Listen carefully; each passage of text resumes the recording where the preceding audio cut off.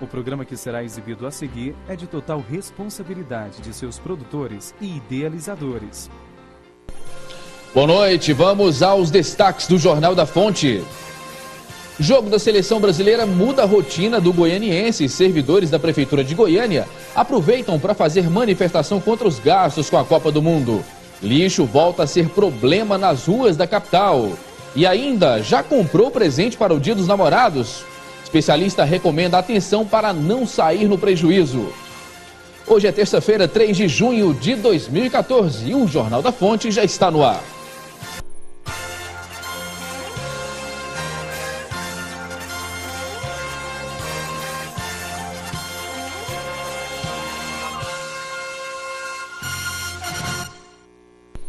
Antes da bola rolar hoje à tarde no estádio Serra Dourada para o amistoso entre Brasil e Panamá, a torcida era só expectativa.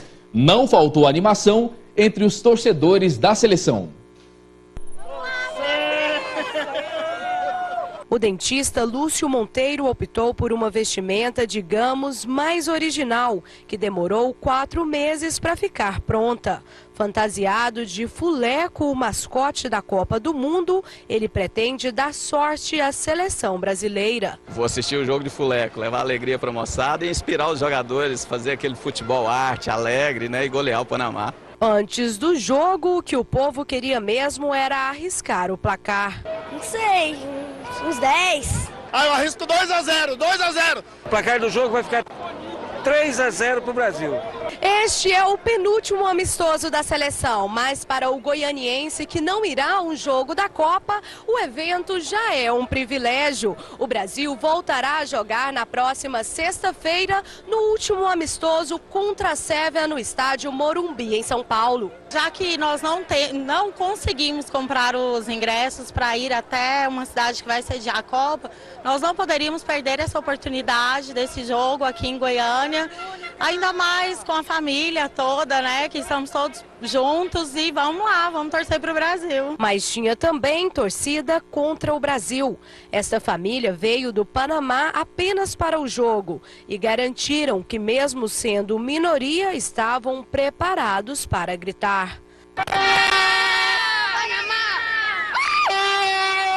Para aliviar, eles disseram que se a partida não é contra o Panamá, a torcida é sempre pelo Brasil. Somos 8 solamente. Pero Panamá, mucho Brasil en Panamá. Panamá en Brasil, en Panamá, va a Brasil. Apoia Brasil al Mundial. Podemos dizer que o clima já era de Copa do Mundo.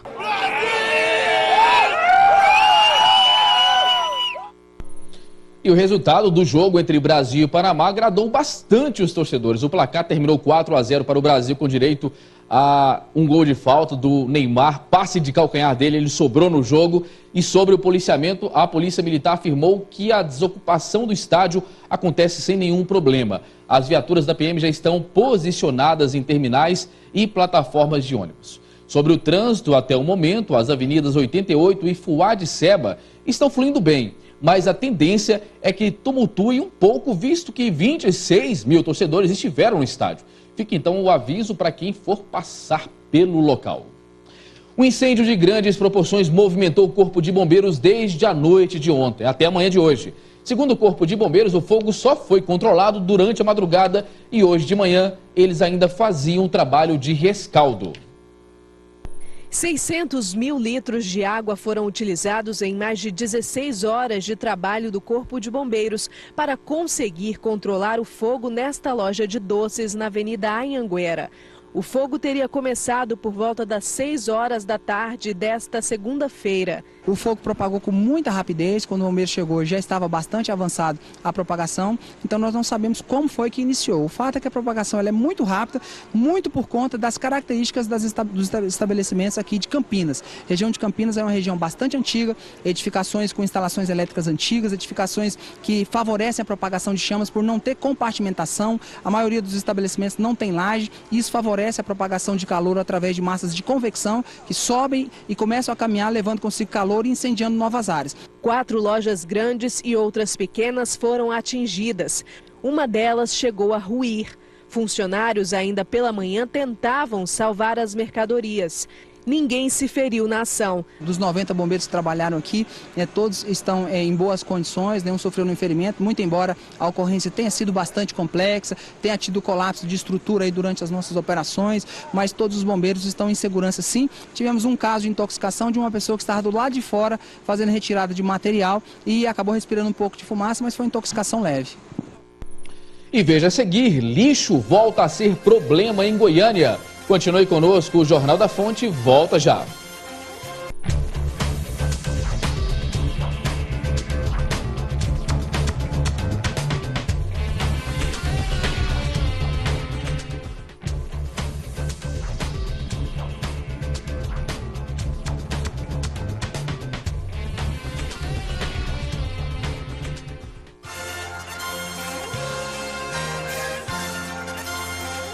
E o lixo voltou a ser problema em Goiânia. Em vários bairros da capital, a coleta não é feita há mais de uma semana. Moradores sofrem com o problema, mas também pedem socorro.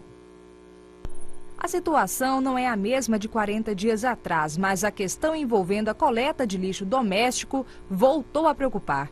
Embora as montanhas de sacolinhas tenham deixado de ser uma cena comum, há bairros em que os moradores ainda têm que conviver com as cestas cheias.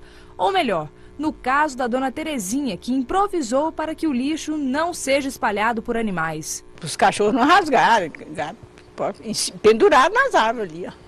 Pendurado na árvore. Dona Terezinha é moradora do bairro Setor Tereza, ao lado da Comurg. O problema que atinge a ela também está presente no Parque Amazônia, Setor Universitário e Pedro Ludovico. Quase que não passa aqui recolhendo. A Comurg não nega a existência da falha na prestação de serviço, mas alega que o mesmo se dá em razão de o município ter substituído a empresa que fornece os caminhões compactadores.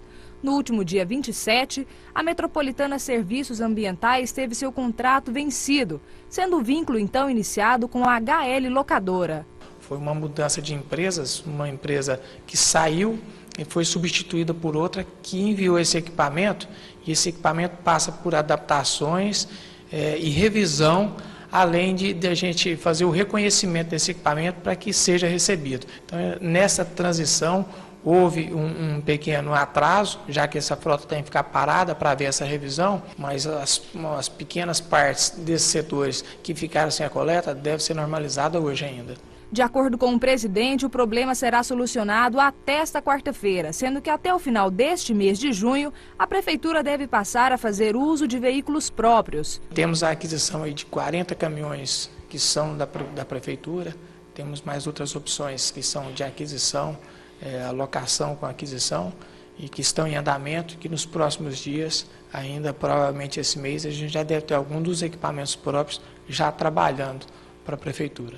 Quanto ao serviço de coleta seletiva e iluminação urbana, para os quais vinham sendo usados veículos da locadora ITA, que suspendeu o mesmo por falta de pagamento, aí sim não há sinais de normalidade. Essa negociação continua sendo feita, mas a partir de amanhã ela já reinicia com alguns novos equipamentos e nós devemos colocar em dia também a coleta seletiva, o atendimento à iluminação e os outros serviços que também, pausadamente, a gente vai conseguir colocar tudo dentro da sua normalidade. Gente, que situação, né? Mas vamos mudar de assunto, falar de coisa boa, porque o Dia dos Namorados está aí e você já comprou o presente do seu amado ou amada? Pois é, o Instituto Brasileiro de Defesa do Consumidor quer orientar você a não fazer do desejo de agradar em problema. Há uma semana do Dia dos Namorados, algumas recomendações precisam estar bem memorizadas para que a compra do presente não venha representar prejuízo ou dor de cabeça. Além da sempre infalível pesquisa de preços, o Instituto Brasileiro de Estudo e Defesa do IDEC orienta para o cuidado com o uso do crédito e também em relação às trocas.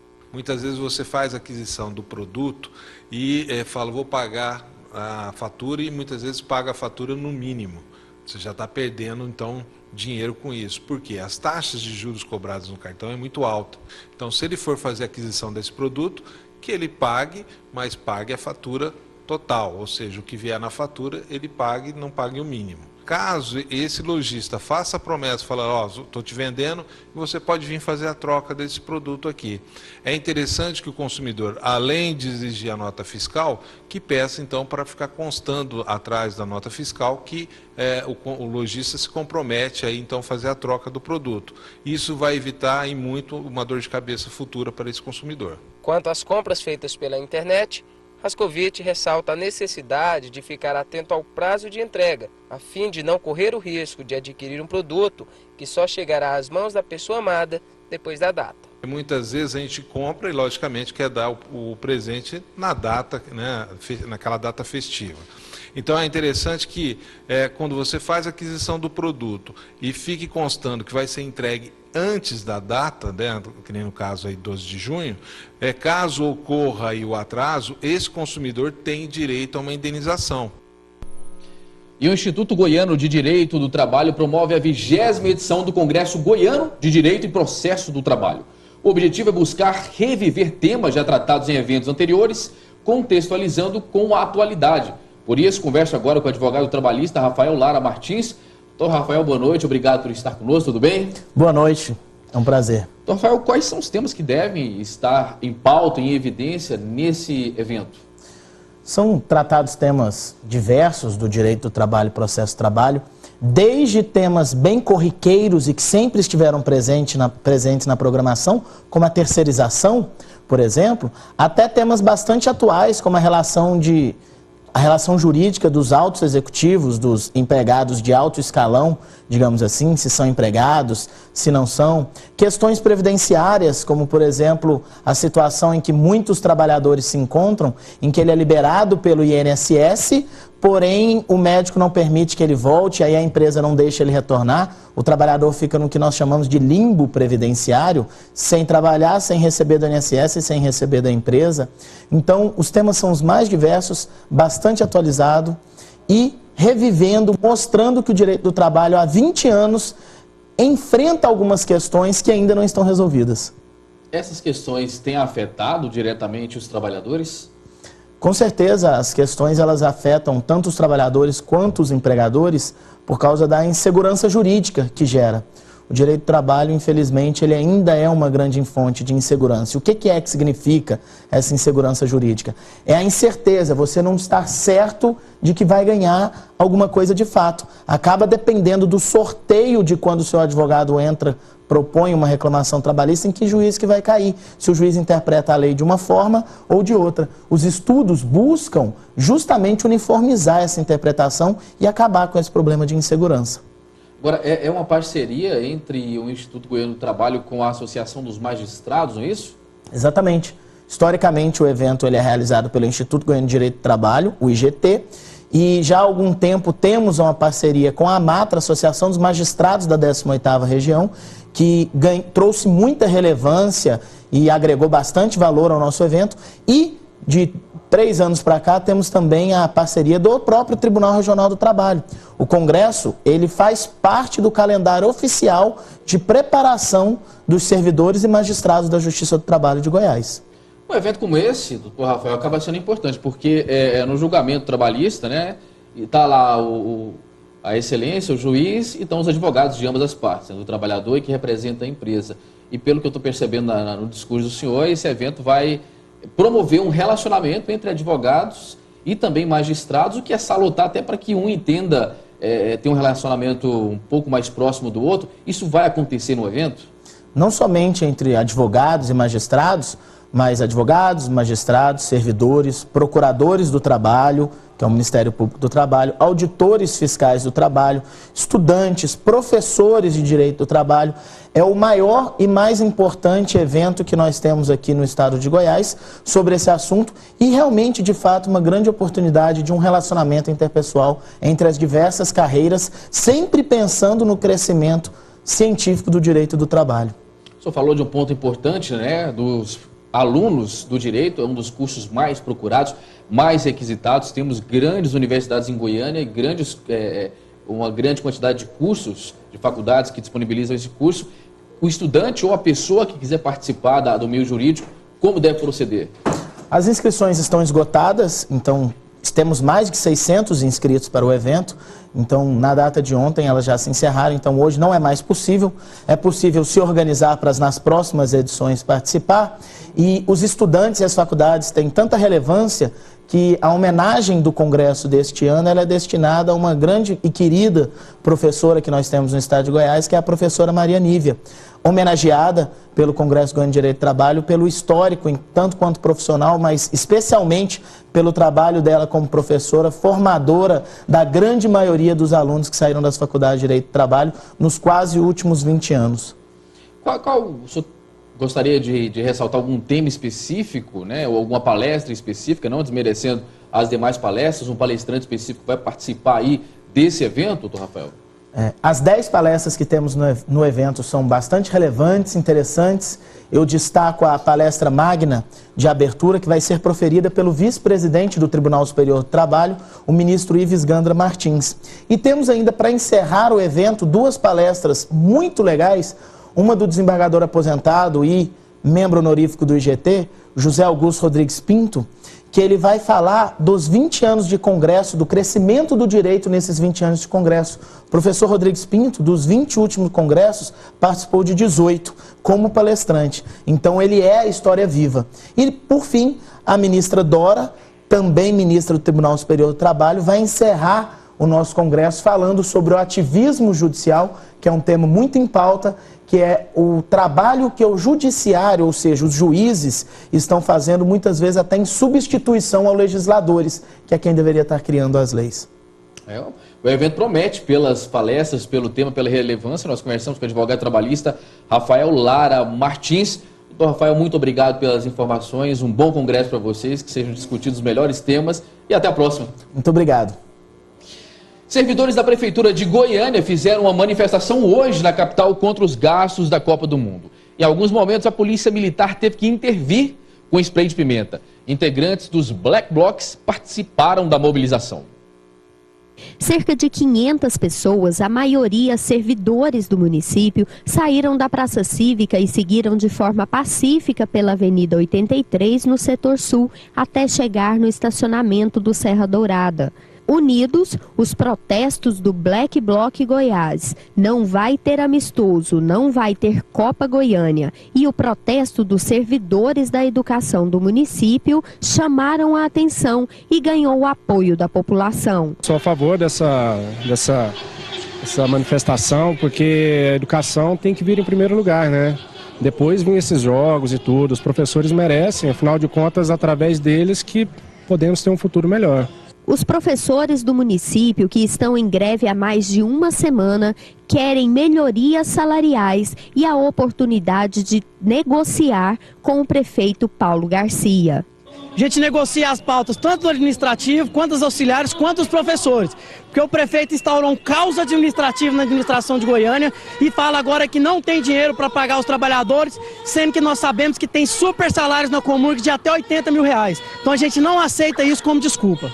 Os agentes municipais de trânsito de Goiânia, que estão em greve há mais de 24 dias, se juntaram à manifestação em defesa do cumprimento do plano de carreira. Esse plano de carreira foi aprovado em dezembro do ano passado, mas até o momento ele não está sendo cumprido por parte da Prefeitura de Goiânia.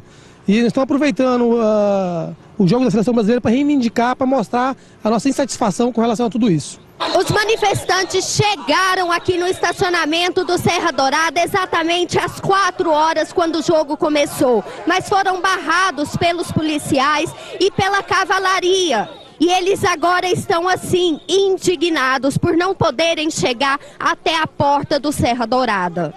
Para conter os manifestantes, os policiais jogaram spray de pimenta e, depois de muito questionar a polícia, decidiram fechar o trânsito que dá acesso à BR-153 e aos setores vizinhos ao Serra Dourada. E por alguns minutos provocou congestionamento de quilômetros. No segundo tempo do Jogo do Brasil, os manifestantes decidiram retornar da Praça Cívica de onde saíram. E sobre o protesto que acontecia durante a tarde na Praça Cívica, os manifestantes já foram dispersados. Um dos líderes do movimento afirmou que nada de anormal foi registrado e o protesto terminou de maneira pacífica. E o Jornal da Fonte vai ficando por aqui. Mais notícias você acompanha amanhã ao 12h45 no Jornal Goiás Alerta. Na sequência você fica com o programa Na Marca do Pênalti. Melhor dessa noite para você e até amanhã.